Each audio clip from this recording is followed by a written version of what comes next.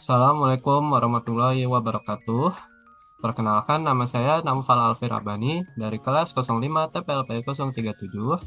Pada kesempatan ini, saya akan mendemonstrasikan proyek machine learning untuk deteksi kanker payudara menggunakan algoritma support vector machine atau SVM. Nah, di proyek ini saya kembangkan berdasarkan referensi dari GitHub GSJDit, namun saya melakukan modifikasi pada metode pre-processing dan menambahkan simulasi prediksi nyata agar lebih aplikatif. Nah, kita langsung saja.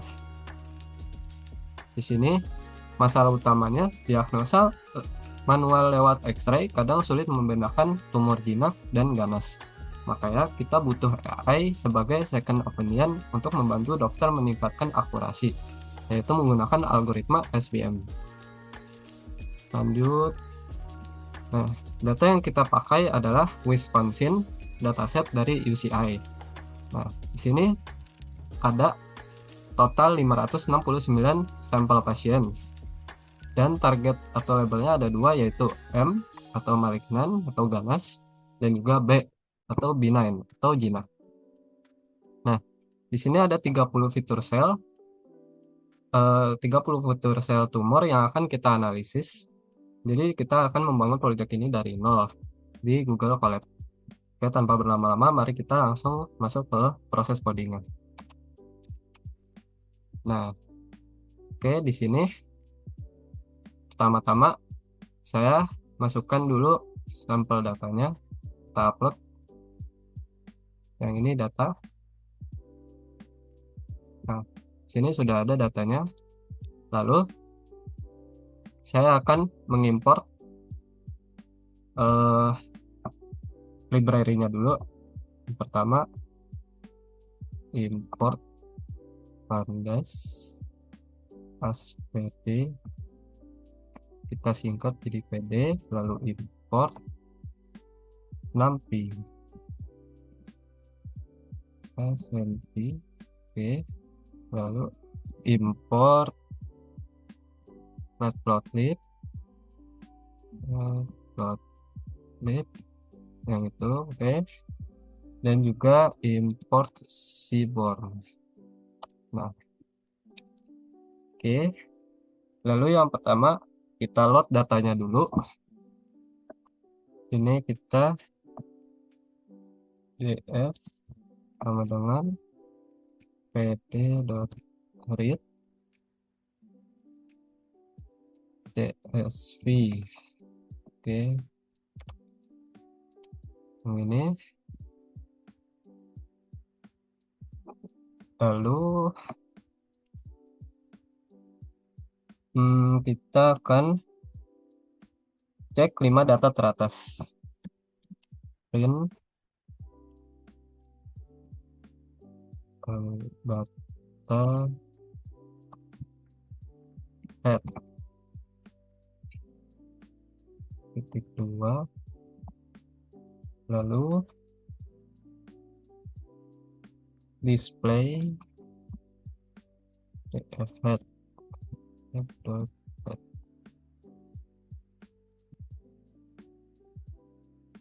Oke, lalu kita cek info tipe data dan missing values ya. Di sini sebelum diapa-apain kita harus cek data kosong. Jadi kalau ada data kosong bisa bikin error model. Jadi kita tulis print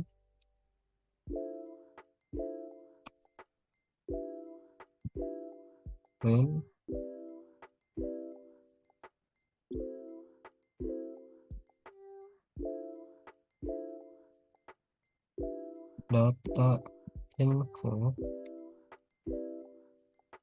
lalu df info.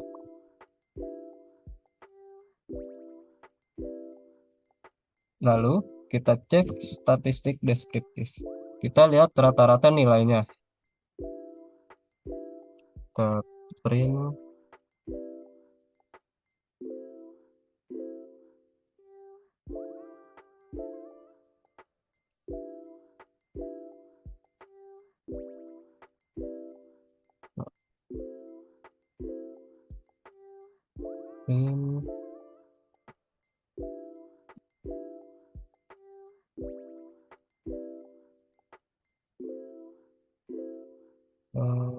is data.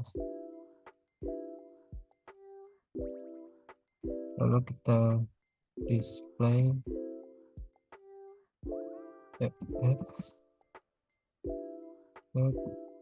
is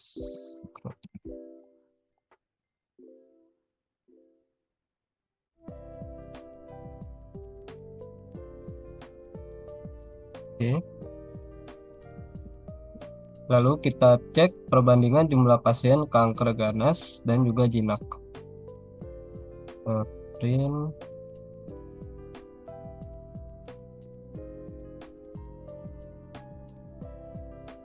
jumlah target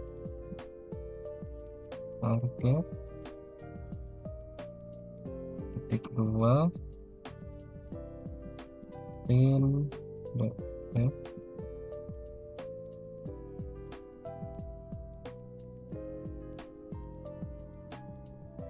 diagnosis.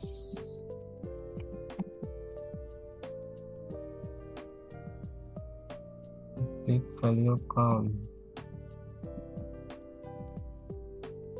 Oke. Nah, sini langsung kita run aja. Kita tunggu sebentar, ini kita hilangkan dulu.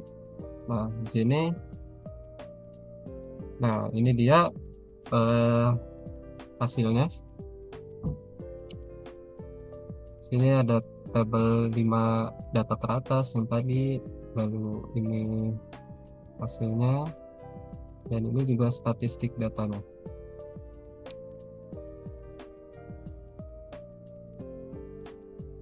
Nah, sini kita perhatikan di sini di barisan area sini nih, area main dan smoothness. Nah, di sini areanya dia nyampe 2501, sedangkan smoothnessnya ini dia 0,16.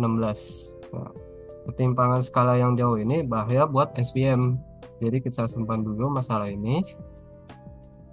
Nah, lalu kita buat visualisasinya.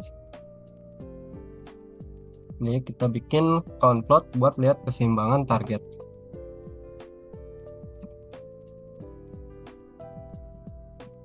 Ukur.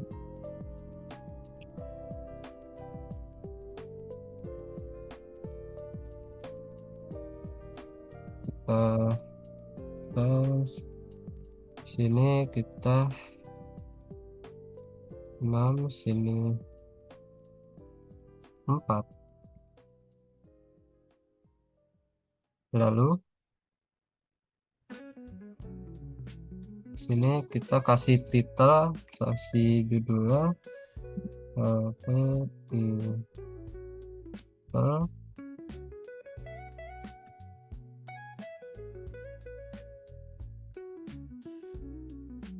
perbandingan jumlah diagnosis M versus B. Lalu kita mau lihat fitur mana yang paling berhubungan, yaitu T fitur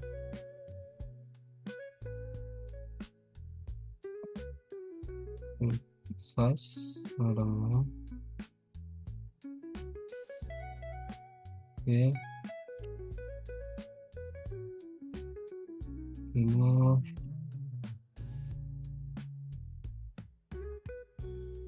kita ambil kolom numerik yang buat jadi korelasi. Numerik DF dengan DF dot select ya, di types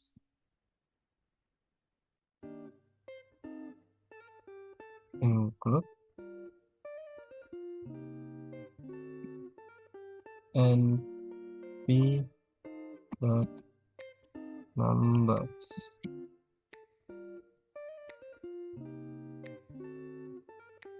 Lalu sns.heatmap, sns.heatmap kita panggil sns heatmapnya numerik df4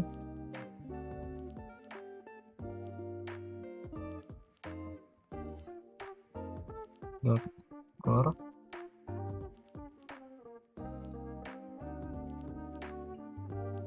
heatmap color warm.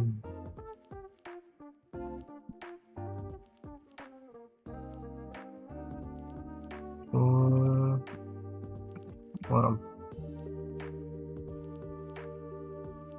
Oke, di sini koma line width 0,05.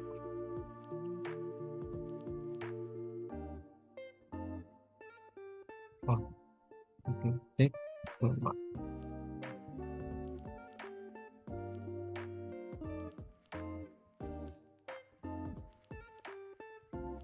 Lalu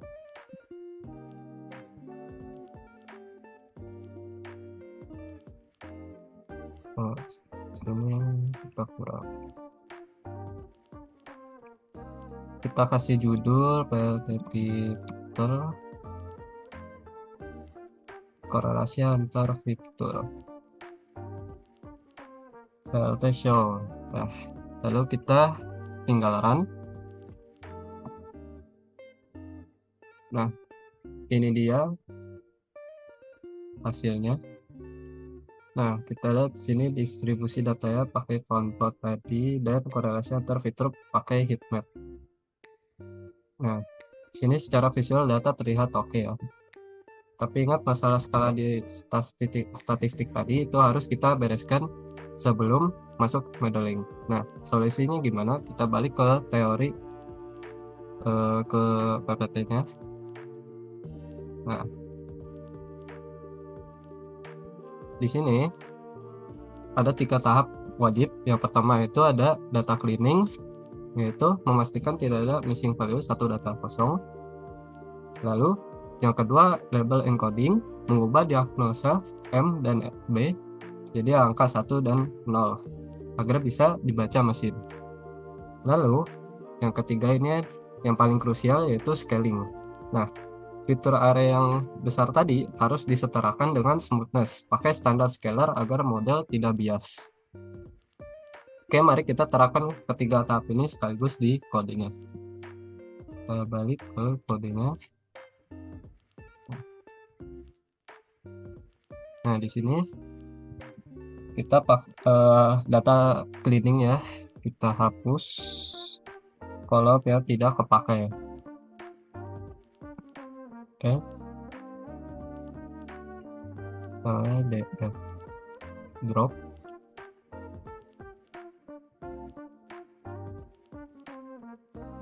Lalu kita pisahkan fitur X dan target Y. X-nya ini dengan df.drop. Nah, ini kita. Nah, lalu di sini kita label encoding. Kita ubah target M atau B atau ganas atau jinak jadi angka 1 atau 0. From scalar model port scalar dot model selection import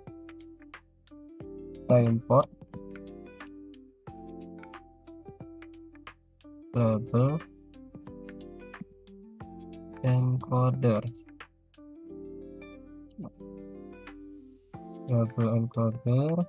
Oke, kita print contoh contoh Y setelah encoding.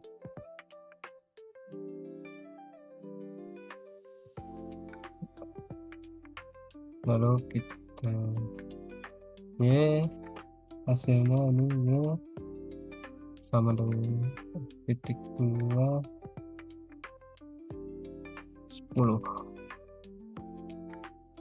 Oke, lanjut kita split data training dan juga testingnya from sklearn.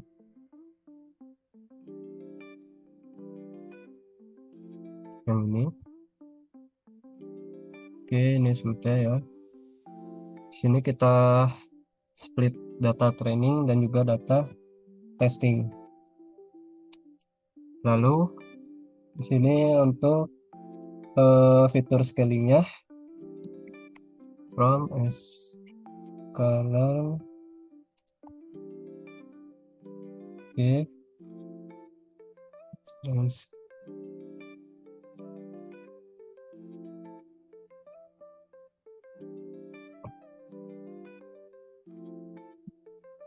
scale.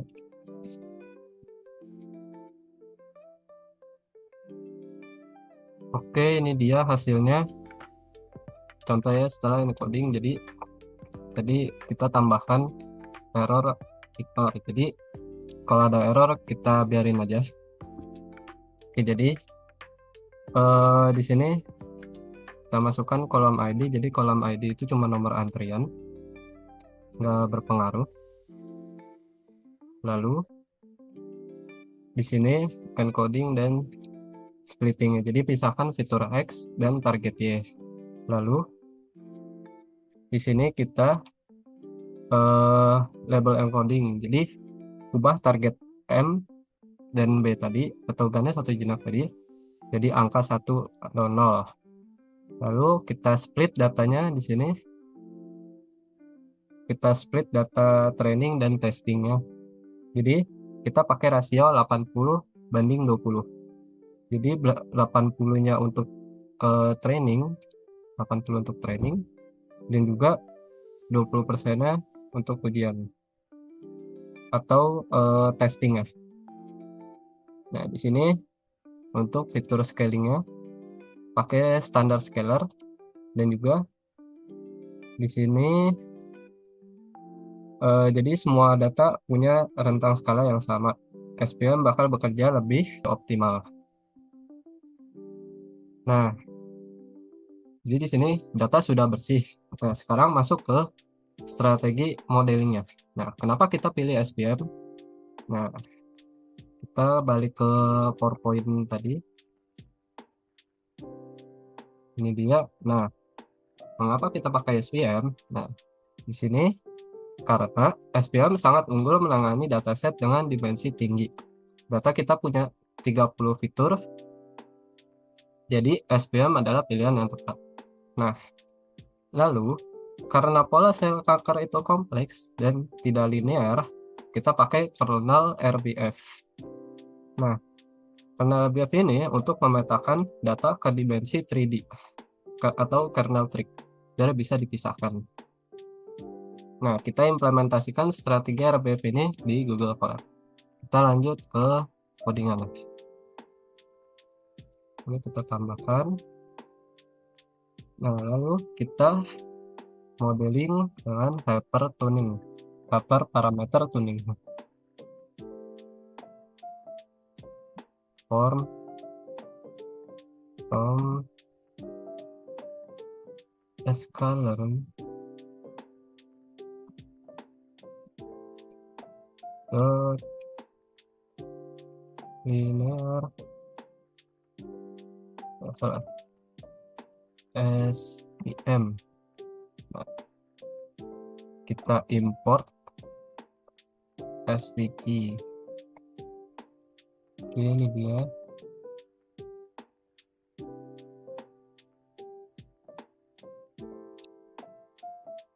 Oh, ini tidak bisa. Lalu kita definisikan parameter.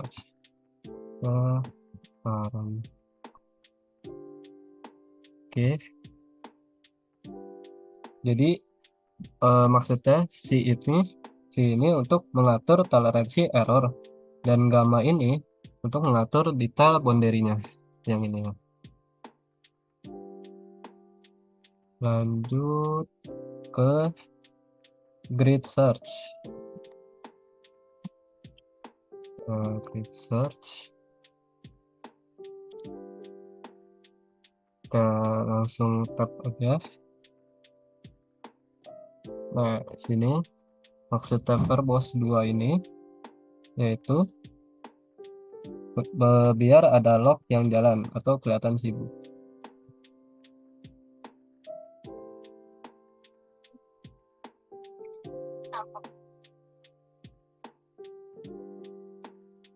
Base parameter, dan juga kita print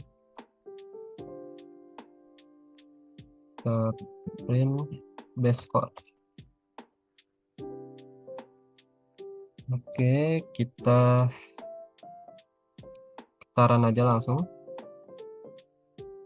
Nah, ini dia hasilnya. Oke, di sini sudah hasilnya. Ini dia. Nah, ini maksudnya apa sih? Di sini kita pakai grid search CV. Nah, grid search CV ini untuk mencari kombinasi terbaik dari parameter C yang ini dan gamma. Nah, biar komputer yang carikan settingan paling optimal. Nah, jadi kalau kita lihat di bagian sini, nah, hyper parameter tuning yaitu menggunakan grid search CV untuk mencari parameter terbaik. Nah, jadi parameter C ini mengontrol toleransi error. C besar lebih ketat dan C kecil lebih general. Nah, lalu untuk parameter gamanya menentukan jangkauan pengaruh data training. Gamma kecil melihat pola global. Oke, kita kembali ke sini.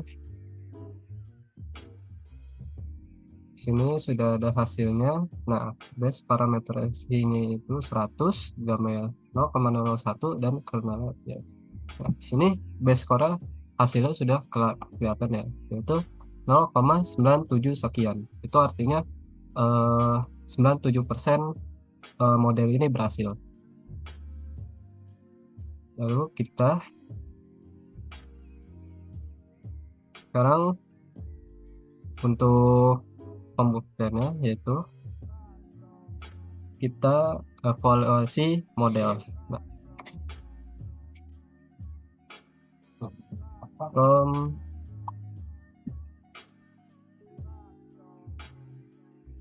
color trick report. Oke, ini dia.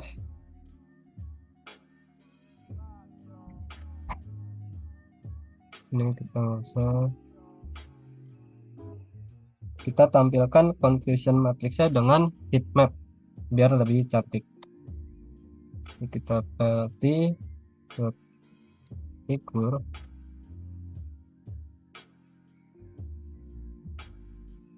Kita klik size dengan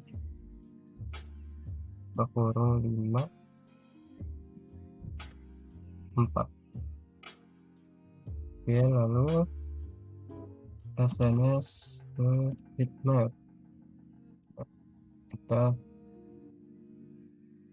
Oke, ini dia kodenya confusion matrix. Kita mata true, si mata warna biru. Lalu di sini confusion matrix untuk judulnya Sun matrix prediksi versus asli. Nah, sini prediksi, oke, data sini true label atau data asli.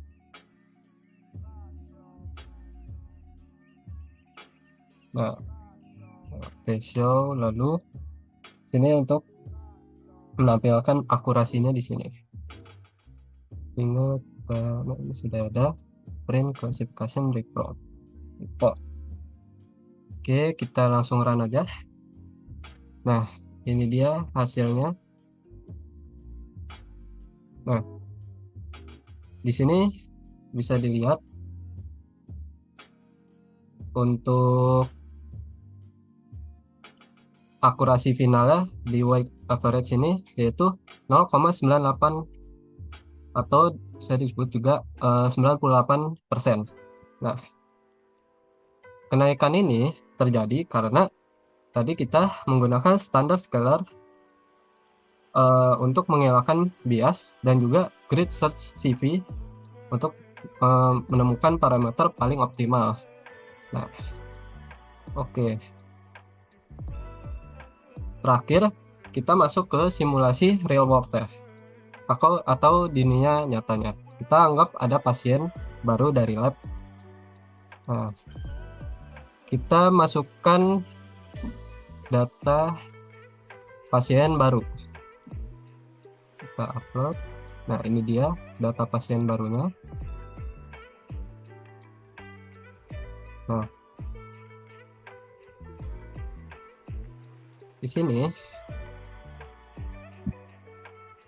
kita tulis new pasien, teman-teman, PD merekam TSV. Nah, kita ketikkan file yang tadi sudah kita masukin, yaitu pasien baru .tsv. Ini tsv. Lalu di sini kita akan tampilkan dulu data mentahnya. Kita print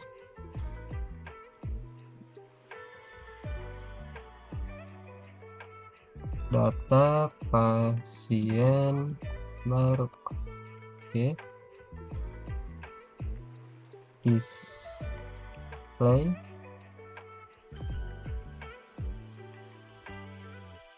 Ini pasien. Oke, ini nanti dulu. Lalu kita scaling data pasien barunya. New pasien, teman-teman.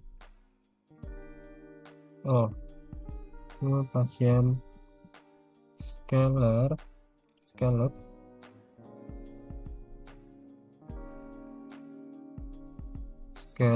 dot transform new pasien. Lalu kita lakukan prediksi hasil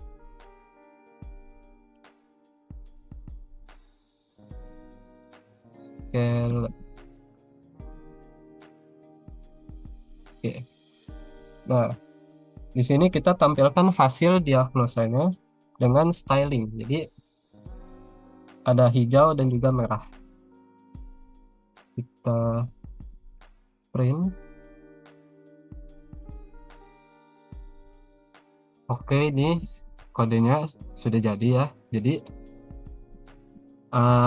yang pertama itu kita tampilkan dulu data pasien barunya. Nah, lalu di sini data ini kita harus scaling pakai scalar yang sama kayak tadi, yang udah pakai data training tadi. Lalu setelah di scaling, kita suruh model melakukan prediksi yang ini. Setelah itu, biar hasilnya gampang dibaca, kita kasih styling. Jadi hasil satu kita print merah, artinya ganas, dan juga 0 itu hijau, yang artinya jinak. Jadi kita langsung saja Nah, ini dia. Di sini data pasien barunya lengkap. Lalu di sini hasilnya. Nah, hasil diagnosa AI adalah jinak atau benign. Nah, oke, sebagai penutup, kita balik ke PowerPoint. Nah, jadi proyek ini membuktikan bahwa SPM sangat kuat untuk diagnosa medis. Jadi yang pertama itu efektivitas, mampu menangani 30 fitur sekaligus dengan baik. Lalu normalisasi data atau scaling dan penilaian kernel RBF ya, sukses. Dan juga dampaknya potensi besar mengurangi kesalahan diagnosa manual. Nah, sekian dari presentasi saya. Terima kasih, semoga bermanfaat. Dan ini juga project GitHub. Ini referensi saya sini. Ini dia. Lalu di sini linknya akan saya cantumkan di deskripsi video. Dan juga ada link dari GitHub saya juga. Nah, ini dia link GitHub saya.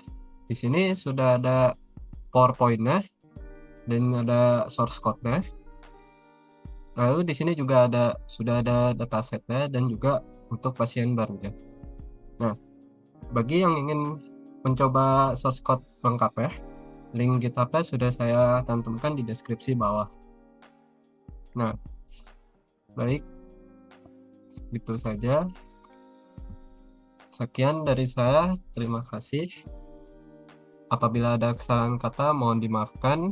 Wassalamualaikum warahmatullahi wabarakatuh.